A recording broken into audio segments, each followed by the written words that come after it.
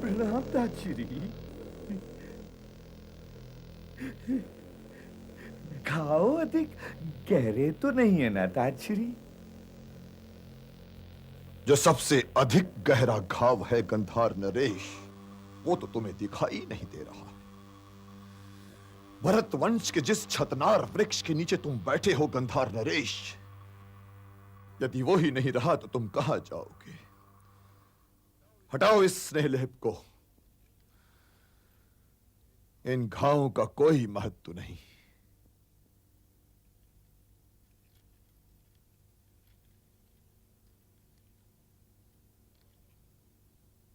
अब भी कुछ नहीं बिगड़ा है पुत्र, उनसे संधि कर लो।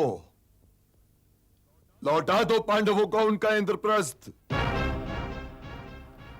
चाहे मैं हस्तिनापुर हार ही क्यों ना जाऊं पितामह, किंतु देने के नाम पर तो मैं उन पांडवों को सुई की नोक जितनी भूमि तक नहीं दूंगा। और अब तो मुझे विश्वास हो गया है पितामह कि आप आचार्य द्रोण और कृपाचार्य के होते मैं ये युद्ध जीत नहीं सकता। नहीं नहीं, ये क्या कह रहे हो भांजे दुर्योधन? यदि ये तीनों महापुरुष ना रहे होते तो तुम ये युद्ध कल ही हार गए होते। कदाचित आप ठीक कह रहे हैं मामाश्री, किंतु यदि कल इन तीनों महापुरुषों ने चाहा होता तो मैं ये युद्ध अवश्य जीत गया होता। मेरी सेना ये जानती है कि जिन पांडवों से वो युद्ध कर रही है उनमें से किसी एक का भी वध इस प्रधान सेनापति के हाथों नहीं होगा। कोई वृक्ष स्वयं अपनी शाखाएं नहीं काटता पुत्र। तुम भी मुझे पांडवों से कम प्रिय नहीं हो। यदि ऐसा नहीं होता तो अभी अभी तुमने असभ्यता का मेरे सामने जो प्रदर्शन किया है, महादेव की सौगंध, उसके उपरांत तुम अभी जीवित खड़े नहीं दिखाई देते। पर तुमने भी मेरे स्नेह का वही कवच पहन रखा है जो प्रिय पांडवों ने पहन रखा है, और मेरा कोई बाण उस कवच को नहीं भेद सकता पुत्र। इसलिए मुझसे लंबी आयु का आशीर्वाद लो और जाओ विश्राम करो।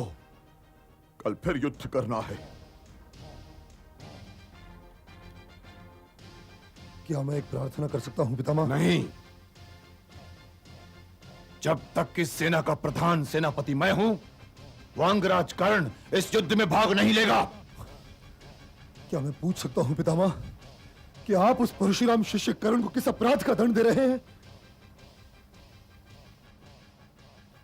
उसने मेरे गुरु परशुराम का अपमान किया है।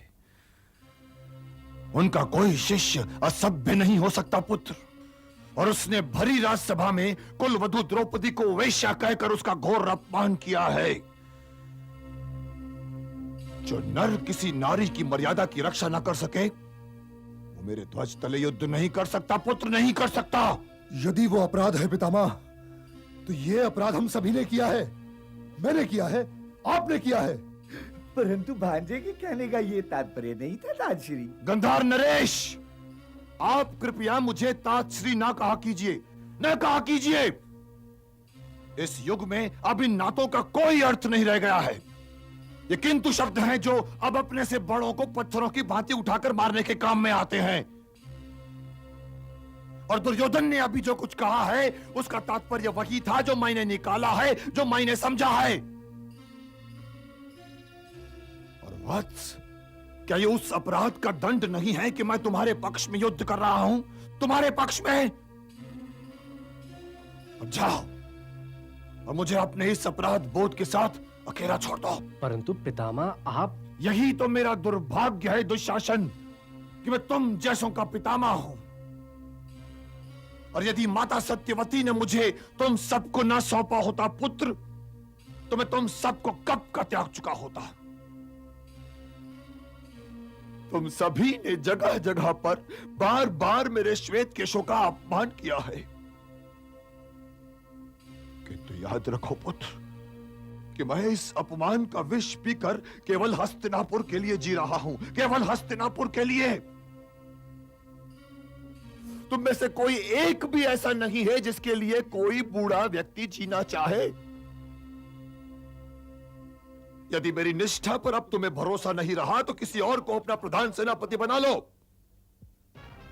मैं किसी और को अपना प्रधान सेनापति बना लूं इसलिए कि आप उन पांडवों के पक्ष में युद्ध कर सकें? नहीं पितामह, यह नहीं हो सकता, कदापि नहीं हो सकता। आपकी निष्ठा, आपका विश्वास, आपकी अंतरात्मा चाहे उन पांडवों के पक्ष में हो, परंतु आपको युद्ध मेरे ही पक्ष में करना पड़ेगा। प्रणाम।